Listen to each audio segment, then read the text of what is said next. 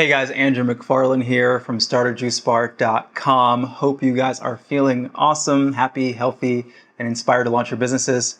Today we are talking about what sizes or size should your juices and smoothies be.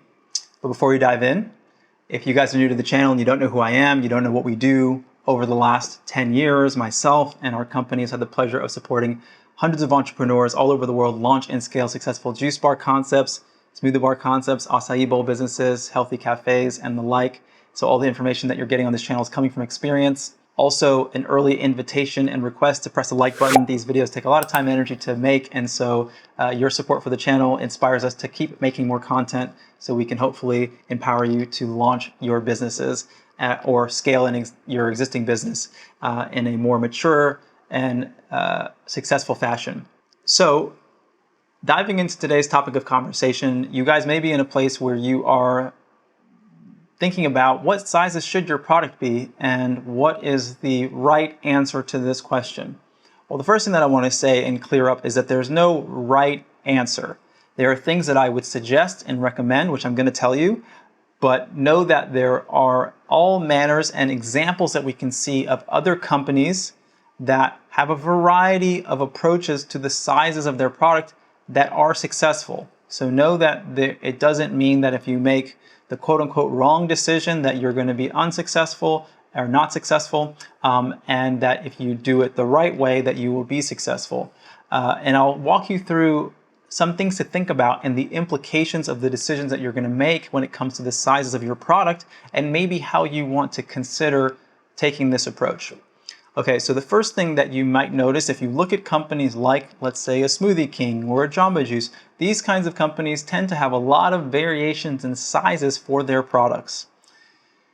Then there are other companies that will have a single size for their products when I say juices and also smoothies.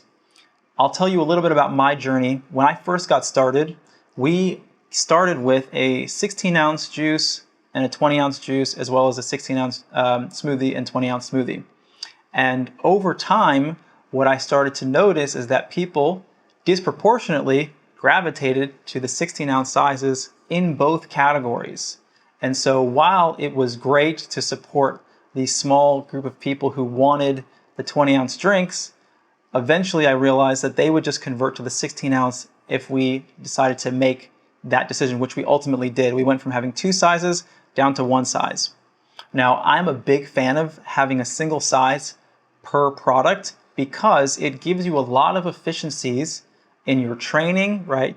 Because you don't have to train your staff on multitudes of recipes. It gives you efficiency in your ordering because you don't have to wait for a customer to figure out what the perfect size is. You've made that decision for them.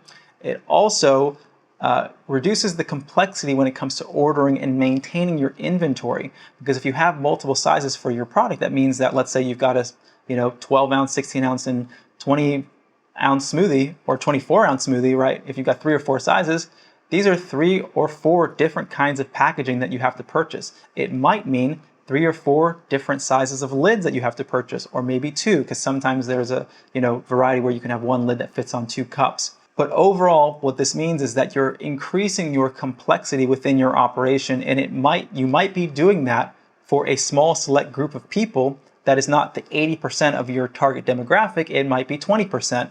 And so you will find out that there is one size that people tend to gravitate towards when it comes to each product. Now, what are these sizes, right? What are the most common and popular sizes? Because you're going to want to make sure that you know what these universal sizes are before you even start putting your recipes together. Because if you decide that you want to make a 17.5-ounce smoothie, but there are no 17.5-ounce jars or smoothie cups, guess what? You're going to have to change your recipe.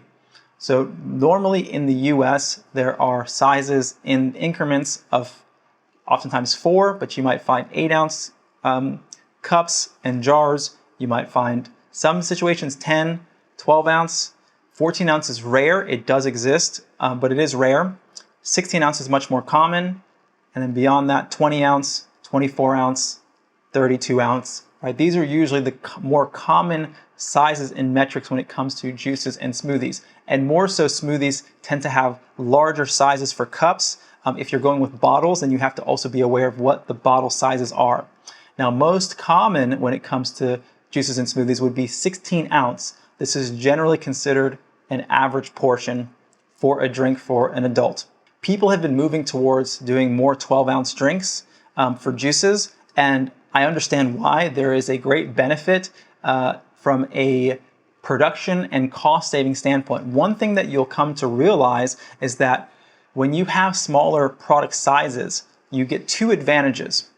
One is you can charge a lower price point for the consumer. So if you have a juice that's 12 ounces, you might be able to get to the lower threshold of maybe where you charge $5 to $7, and that's a good price point, where if the going rate in your market is higher than that, that might be a benefit to the consumer. The other thing is oftentimes your price per liquid ounce, meaning the cost that it is to you, the business owner, tends to be a lot cheaper for smaller products. So your margins increase. Now, yes, you could get too small. If you're trying to sell a smoothie and it's 8 ounces for an adult, that might not feel natural. It might not feel good. But in those situations, when you get smaller, 12 and 16 ounces, you can have your price point be lower, but proportionally your profit increases. So that might inspire your customers to order from you more often if they feel like the price is more accessible and it's something that they can afford to do. But then for your business, you'll make more money because of, like I said, higher profit margin. But most of the time, if I was in your situation and I was starting all over again and thinking about what sizes did I want, I would definitely consider a 12-ounce juice and or a 16-ounce juice, right? At most, if I was going to do two sizes, but I'd probably stick to one. And then for the smoothies themselves, I would stick to a 16-ounce smoothie and keep it there, keep it simple.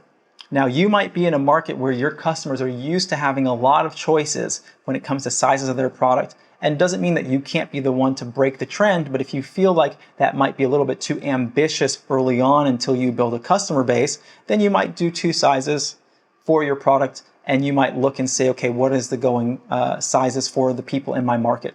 But just know that the more sizes that you have for your product, the more complicated your operations are going to be. So know that if you're in other countries where you guys use milliliters, you can just do the conversions, because really what is the thing that people are trying to figure out when they create portion sizes is what is enough of something. Just like if you order a meal, you want your portion size to satiate you, right? If you have a 16-ounce juice, it's definitely more than enough. Even 12 ounces, if it's really packed with nutrition, it can be enough to satiate someone for a juice in a given day. Same thing goes for a smoothie. You might have people who are working out and exercising, and these are sort of the anomalies, right? There are some places where maybe if you are close to a gym and there are guys who want a lot of protein, they might want that larger size, and so for that reason you might decide to go with two sizes, but you might not be in that situation. So there's a lot of factors to take into place, which is why I didn't want to say in the beginning there's a right answer. I want you guys to understand the implications of the decisions that you're making so you can make an informed and an educated and empowered decision in your situation. So there's no right or wrong, there's just making an empowered decision. And know that yes, you can simplify your operations if you do decide to start with two sizes, like in our case, and then you go, okay, you know what, we're getting the data and we're understanding that people gravitate towards this size, let's go ahead and simplify things. And I know that sometimes these can feel like really difficult and tough decisions when you already have customers who have built a certain habit, but know that people are used to businesses changing things in their operations, and you have the freedom to do this as well. So if you guys do need support in anything from your menu development, or maybe you're curious on packaging, we've got a lot of relationships with a lot of great packaging companies, bottle companies that sell glass or compostable plastic or post-consumer recycled plastic that's eco-friendly. Reach out to me at Andrew@StartAJuiceBar.com. Would love to help you there. And if you need support with any other aspect of your business, would love to have that conversation with you guys. Hope this has been helpful and informative. Until next time, this is Andrew McFarland, inviting you to press the like button if you haven't pressed the like button yet, if you've enjoyed the video. If you didn't like the video, press the like button or dislike button twice just to be sure. And if anything, questions or comments, go in the comment box below. If you aren't subscribed to the channel, highly recommend you subscribe. We're releasing content like this all the time. Hit the notification bell so you guys get alerted to be the first to know when we release this new content. And if you're not following us on Instagram, find us at StartAJuiceBar. We also have a podcast on iTunes and on Spotify, the Juice Bar Experts podcast, really easy to find, where we release video or audio content, I should say, on there all the time. So until next time, hope you guys are happy and healthy, and wishing you a lot of success in your endeavors. See you guys at the next video. Hope you guys have been enjoying the video content. If you are inspired to launch your juice business, but you're not exactly sure what steps to take, for you, we've created a free ebook, 15 Steps to Starting a Juice Business from Scratch. This is going to give you a high-level overview of everything you need to do from where you are now all the way to opening your business. Now, if you want to go even deeper, we've created an online course, the Juice Bar Master Blueprint. This is going to go into great detail into every aspect of starting your business, everything from branding to menu development to finding the right location, the equipment that you need, and so much more, all the way to launching your business. There's links for both of these in the description below. I know you're going to find a lot of value out of them. As always, hope you guys are happy and healthy, wishing you a lot of success, and I'll see you at the next video.